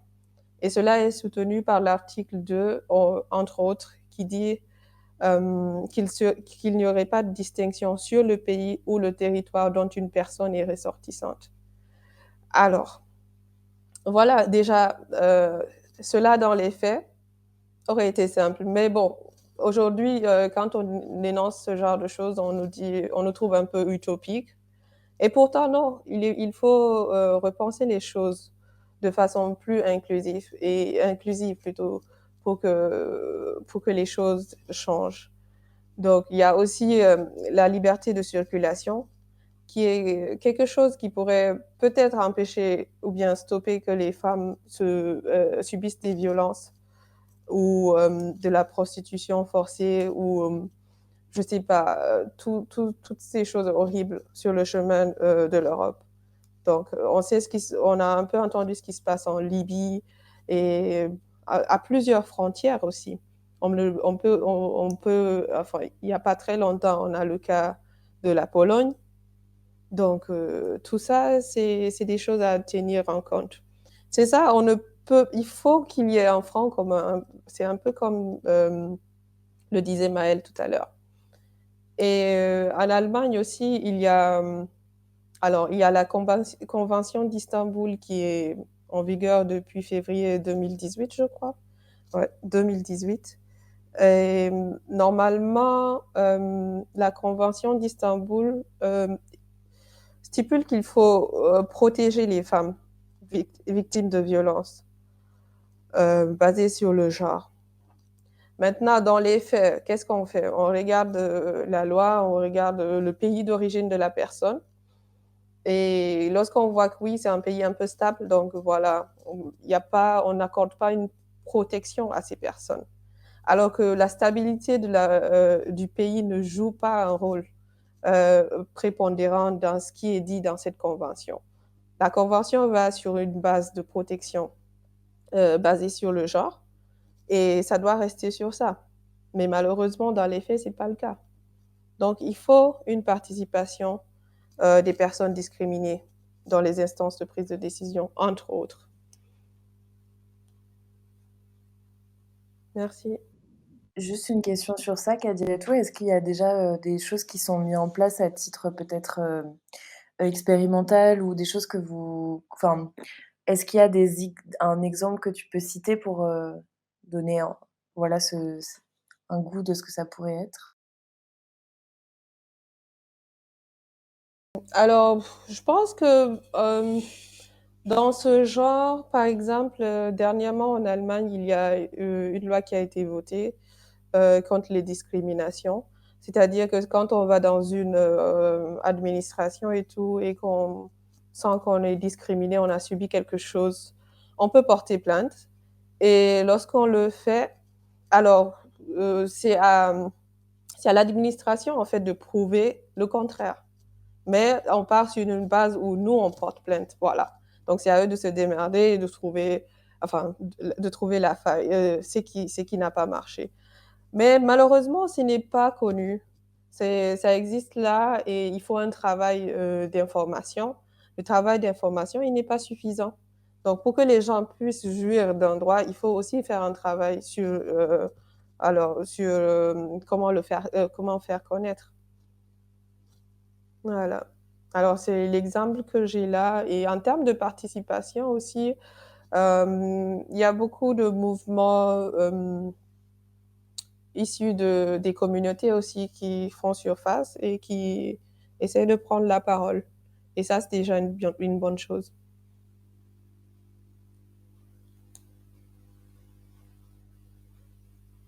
Maëlle, peut-être si tu veux rebondir sur ce que Kadiatou, vient de Oui, proposer?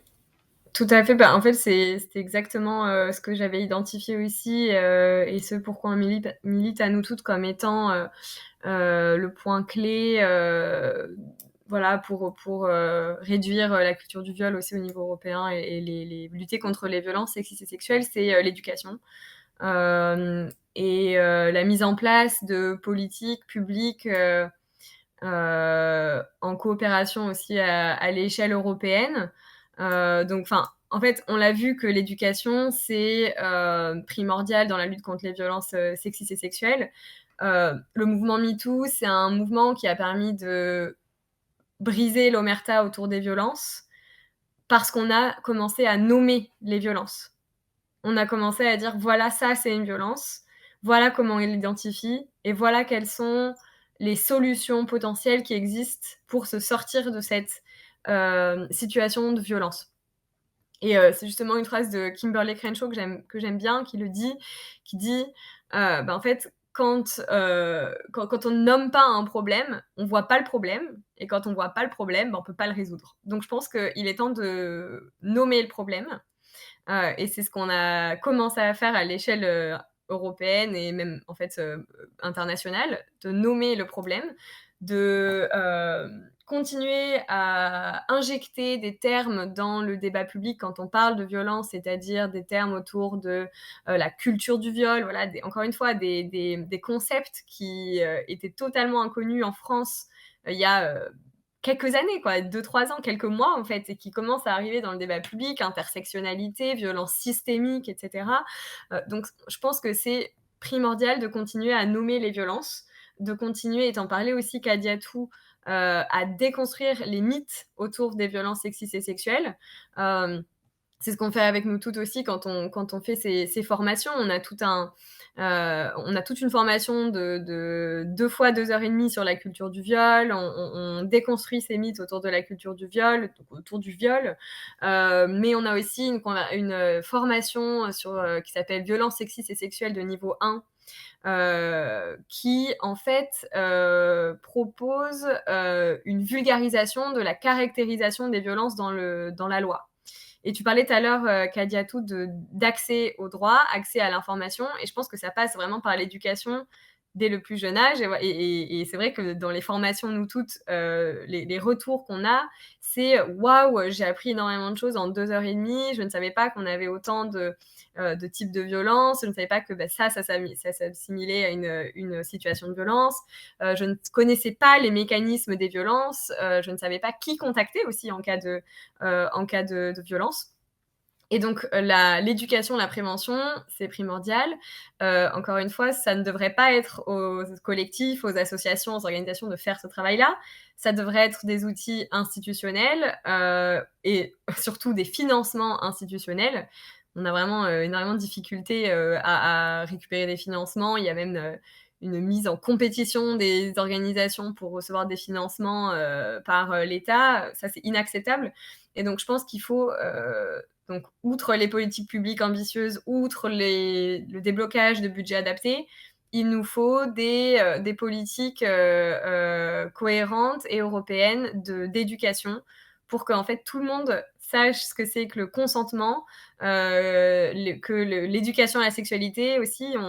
On a fait une enquête d'envergure sur l'éducation à la sexualité à nous toutes qui va sortir dans quelques jours. Donc, restez connectés. En tout cas, spoiler alerte, les résultats sont très mauvais, hein, encore une fois.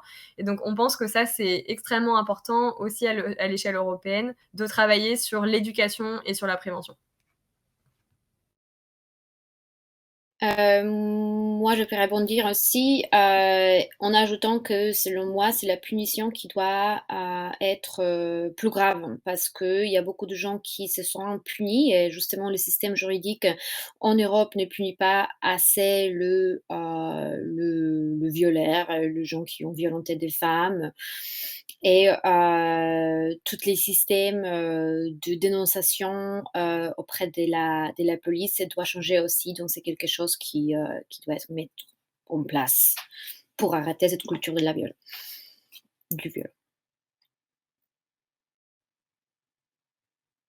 Et une dernière question peut-être avant de terminer cette conférence, qui pose la question de l'intervention. Donc c'est une question d'Emma Donada qui demande est-ce que en Pologne et en Allemagne, il y a aussi une percée des militantes TERF, donc qui sont des ça veut dire en anglais Trans Exclusionary Radical Feminists, donc qui sont des militantes féministes transphobes qui voudraient exclure des luttes féministes et y compris donc des luttes autour de MeToo, les personnes trans. Du coup, est-ce que Kadiatou et Magdalena, vous avez aussi connaissance de ces phénomènes-là en Allemagne et en Pologne? J'ai entendu de quelques individus qui se sont nommés TERF, justement. Nous, par contre, femmes transsexuelles, c'est des femmes, donc voilà, on est. Voilà. Par contre, j'ai entendu quelques personnes qui envisagent à prendre l'action, disons. Voilà. Mais je compte de terminer leurs actions anti-trans assez rapidement et radicalement. Voilà. Pas de pitié. Alors, en ce qui me concerne personnellement, j'ai pas entendu parler de ces mouvements, mais c'est bien possible qu'ils existent aussi. Donc voilà, j'ai pas, mais je sais aussi qu'il y a beaucoup d'organisations féministes qui sont enfin, qui sont inclusives et qui même dans les notations enfin, des offres précises aussi pour qui elles sont et comment elles sont ouvertes à tout le monde et voilà.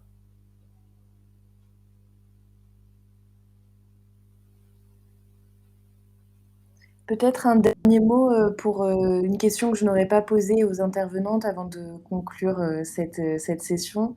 Peut-être un dernier mot sur une volonté importante pour vous, pour votre organisation, ce que vous retenez de la conférence, ce que vous voulez pour conclure. Et peut-être on va reprendre par Maëlle.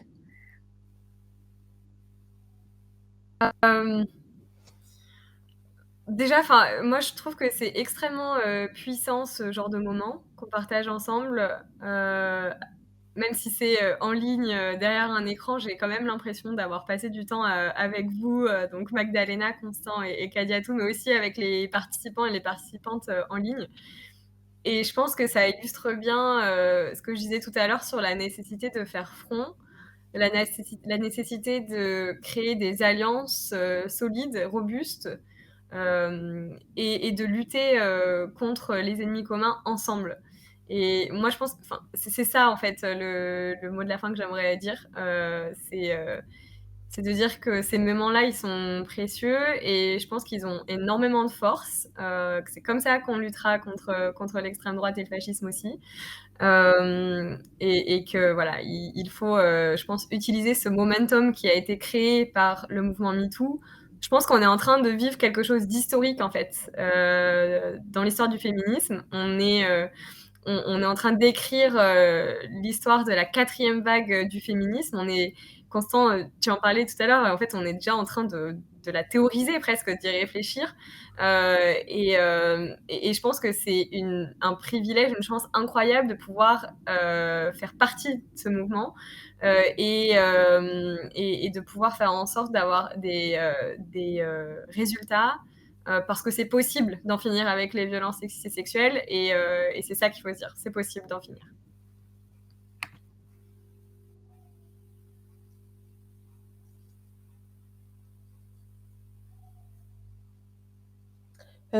Alors, je poursuis. Ouais. Donc, je te rejoins totalement, Maëlle, et c'est en faisant front commun qu'il faut, alors, qu'on pourra réussir. Et aussi, il faut saluer les réussites. Aujourd'hui, lorsqu'on voit des hommes qui, avant de passer sur un plateau télé, parfois réfléchissent à ce qu'ils vont dire, est-ce qu'ils ne trouvent pas leurs propos un peu trop sexistes ouais, ou bien des compositeurs qui pensent aux paroles des chansons, ou bien des plateformes qui censurent des chanteurs ou des chanteuses. Donc, ça fait qu'on peut aussi saluer les réussites du mouvement. Et comme tu l'as dit, c'est un moment historique et les choses sont en train de bouger. Et il ne faut pas abandonner en ce moment. C'est à ce moment qu'il faut continuer à gonfler encore les roues et continuer en fait.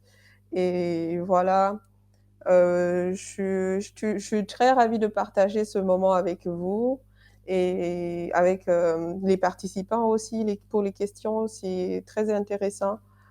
Et voilà, il faut continuer. Tu as déjà dit beaucoup de choses, je m'arrête là. Merci. Bon, la situation n'avance pas, disons, on n'avance pas si rapidement. J'essaie d'être optimiste. Mais on avance, par exemple, justement, il y a cet événement qui arrive en avril, donc on va avoir le panel de discussion, les conférences, des ateliers extraordinaires que j'espère vraiment vont ouvrir les yeux de femmes, de gens sur certaines problématiques vraiment pas bien abordées, pas médiatisées du tout, qui parlent de violences sexistes et sexuelles en Pologne. Donc, je balance cette question aussi sur les forums parce que pourquoi pas. Donc, si vous avez des idées à vous exprimer pendant le festival, revenez vers moi parce que c'est moi qui organise. Donc, je serai très ravie de vous accueillir avec vos idées de thématiques. Je tiens aussi à remercier d'être invité ici. Ça nous fait vraiment, vraiment très plaisir. On était très touchés dans l'organisation. Voilà. Je tiens aussi à remercier à Danuta Sowińska qui est la directrice de Diversity. C'était elle qui a créé cette association qui commence à avoir vraiment de jolis projets, qui commence à vraiment petit à petit changer des choses. Voilà, merci. Merci à toutes. Je vais du coup, on va conclure cette conférence et je vais en profiter donc pour vous remercier toutes. Magdalena Korpas pour Diversity Pologne, Maëlle Noir pour nous toutes, Kadiatou Diallo pour Space to Grow en Allemagne. Un grand merci à Camille Sarrazin qui est bénévole chez Jouer et qui m'a avec qui on a préparé la conférence. Et je voudrais un très grand applaudissement pour les 4 interprètes qui ont traduit cette conférence en anglais et en allemand: Uta Saint-Père, Rebecca Reynaud, Bernie Gotz et Gabrielle Boulanger. Merci beaucoup. Et n'hésitez pas, si vous voulez continuer ce débat sur les réseaux sociaux, de Jouir podcast, c'est possible. Merci à tous et à toutes. Merci.